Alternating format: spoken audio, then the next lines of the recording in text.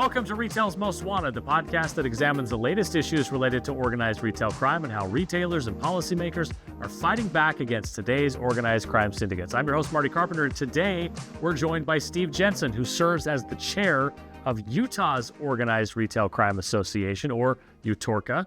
We'll talk about his experience tackling ORC in that role and the work he's done over the past 20 years combating organized crime and organized retail crime more specifically. We'll talk about the work he's doing with the Utah Attorney General's office as well. That's all coming up right after this word from our sponsors. Retail's Most Wanted is brought to you in partnership with LVT, securing physical environments through intelligent automation. Learn more at lvt.com. That's lvt.com.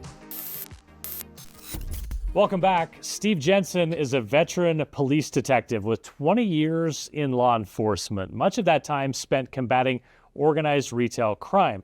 He's currently assigned full-time to the Utah Attorney General's case unit. That's Crimes Against State Economics. Steve, thanks so much for spending some time with us today. Happy to be here, Marty. All right, let's start with this. UTORCA, tell me the origin story. What challenges way back in 2012 led you to help form this organization? Yeah, UTORCA, you mentioned it. It's our Utah Organized Retail Crime Association. And so, back in 2012, just like a lot of places, there was that frustration with our loss prevention officers. And what they were seeing was these numbers coming into the stores, they were just getting hit. The numbers were getting high. And what they started realizing was the sophistication level. Right under their noses, stuff was being taken. And so ORC begins to start picking up back in 2012. And just like anything else, fentanyl, different types of crimes or drugs, we had a new trend coming into our town. And that's when you see this start to pick up. And so our response time as police officers has always been good and still good.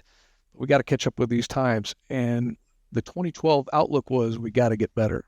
And that's what kind of started. And so you get these loss prevention officers that come together with some detectives, and it's time to get this organization going, and these relationships started with one another. You know what I find interesting about it is that the timing, 2012, I think of ORC kind of coming to a head in like 2021, 2022. So first of all, it's the timing, and second is location, because I also think of it as around that time period being like in California. So you're telling me in 2012, we started to see the first signs of these kind of problems here in Utah. Right here we did. And the sophistication at that time may have just been traveling from location to location, maybe not into the intricacies of fraud returns and peeling off sensors and things like that. But that's where things started to hatch was, hey, we can move from here to here, and people aren't talking to one another, nor the stores, or the law enforcement. And then it builds off of that. You mentioned the technology, and I, as I understand it, your real-time alert system is a real cornerstone of UTORCA's operations. Could you tell us a little bit more about that and walk us through how a typical ORC case unfolds using this system? Yeah, you mentioned our real-time alert system. I know exactly what you're referring to. And you think about getting emails all day long, whether it's from your own department, your agency, or corporation. A lot of times those alerts are built into those emails. And so something might happen and you might be scratching your head going, I remember this email, but I got to dig to find it, or I got to scroll to find it. What's a way to bridge that gap? Well, we got to get some kind of real-time alert system going on. And that's something we've really built here in our area. And so basically how that works, Marty, is you've got your initial incident that happens. And we've got criteria to go along with that initial incident. We're not looking for the low-hanging fruit, your typical retail thefts. We're looking for our organized retail crime. We're looking for our repeat offenders, because those things are giving us the most headache. Once your criteria hits, once this incident takes place, your information is then entered. Once that information's entered, boom, retail alert hits in real time. And so other stores are warned. So somebody goes into store A, they do the criteria for this, send the alert out. Now store B is aware, hey, they could be coming your way. Store C is already preparing down the roadway or looking through their things to say, hey, I have a match down here at store C. They came through here already, and we're communicating this real time. So this information aggregates crimes, and it helps us build aggregating cases. So it helps one store speak to another store, give them a heads up. I imagine implied there is that law enforcement also gets a heads up that this may be coming. Incredible. And that's happening between the stores themselves, like you said. And then we also have some contacts within law enforcement as well. And the results we've seen out of this in the last 8 to 12 months has just been incredible. I suppose this could be one of those situations where you would say the enemy of my enemy is my friend. So how do you maintain trust and encourage collaboration between competing retailers while still protecting their sensitive information and their ability to compete? Yeah, you're right. It's building this camaraderie. You're right. The enemy upon enemy. These guys wouldn't even have coffee breaks together. But now, things are changing because we want to build that and maintain that trust, like you're talking about. So really, that key thing is going to be building camaraderie amongst one another. How do we do that? Well, you got to focus, number one, on your common enemy. Number one, ORC. And if you can do that, you can put in some strict rules like we've done, and some confidential agreements, how we're sharing that information with those agreements. And then you got to look at it as a store and say, how do these benefits, do they outweigh the risks? Which they do, because this shared information is closing out cases left and right. So that's what we've been focusing on. This isn't a sales strategy. We're looking at ORC. You meet quarterly, as I understand it, and have a different focus in each of those meetings, I'm sure, but part of your focus in each one is the emerging crime trends. What are the most significant shifts you've seen recently? Yeah, so with our meetings, we even up that a little more than quarterlies to every other month now. And so the purpose of that is, look, we've got a criteria to get into what we talked about, our real-time alert system. But what if it doesn't meet that criteria? And so we bump these meetings up every other month together. This does a couple things for us. We can strategize and focus as a UTORCA group what agencies need some help. As a loss prevention manager or worker, you're looking at multiple kingdoms amongst each state. They all have different agencies. They all work different ways. Many of them play well with us, but some need a little help sometimes to know what their resources are. So if we can bump up these quarterly meetings, we'll start talking about sophistication of the methods. What we'll do there is we'll talk about our red-handed award. We award a loss prevention worker the Caught Red-Handed in Utah award, and that's coming from these big cases.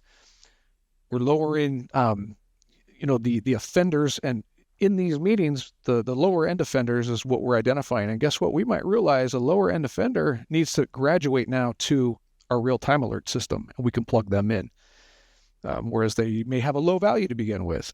And so educating our agencies when we move from city to city as a UTORCA group, and then letting them know about our resources has been crucial to us. And those are some of the things we've been talking about in these meetings. UTORCA emphasizes technology in fighting retail crime. What innovative tools or methods have proven most effective? Well, I'll tell you what, a lot of them just need to be polished up. For example, high-resolution CCTV. How many stores still haven't quite updated those things? And that's an important tool. It's an important factor to have in this fight. Is that a matter of better cameras or more angles or just HD? I think that's a mixture of all those things. Your placement, because if your placement's well, guess what? You're going to get good facial recognition off that. If your high resolution is up there, obviously we're going to be able to key right into and may recognize somebody right away. So that's definitely one of those things.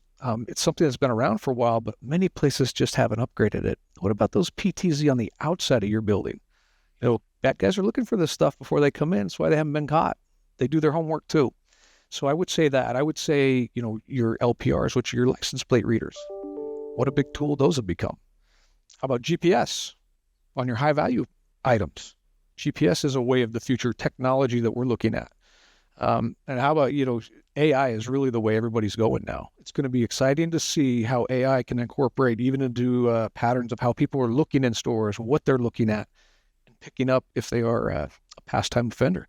So those are some of the things I've been looking at. And of course, your social media monitoring. That's one that's just got to be around. Where are people putting this stuff? So give you an example. Those are some of the things we've been seeing technology-wise.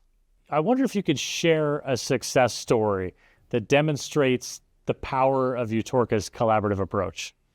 Oh boy, we've had so many success stories with the collaborative approach with this. One recently we had was in a city here in Utah, out in the city of Riverton. One of the officers working was dealing with the retailer Ross. The loss prevention worker had recognized a crew inside of Ross in the city of Riverton and contacted police.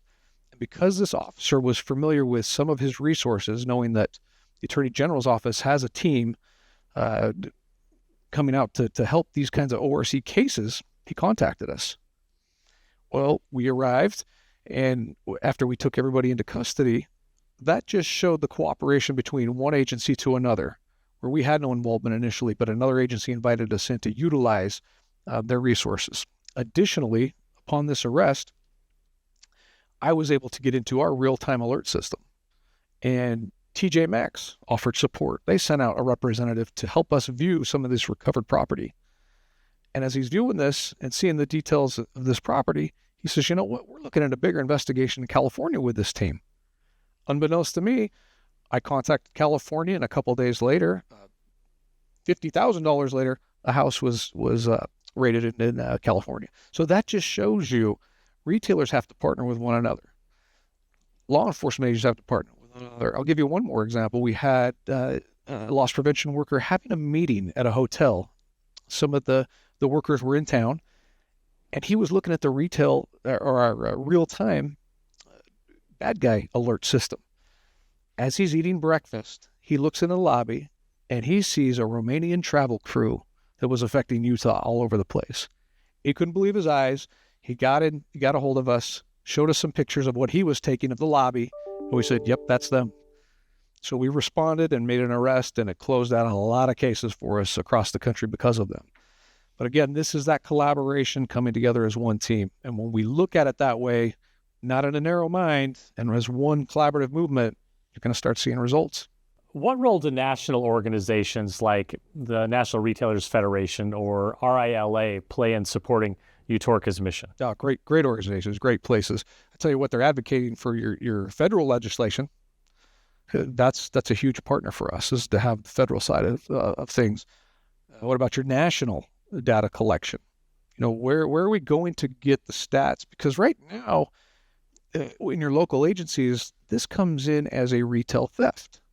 And so we've got to kind of look at, not everything is retail theft, so they don't know it's a problem. So these organizations are helping realize there's a bigger problem here, training and resources that they offer.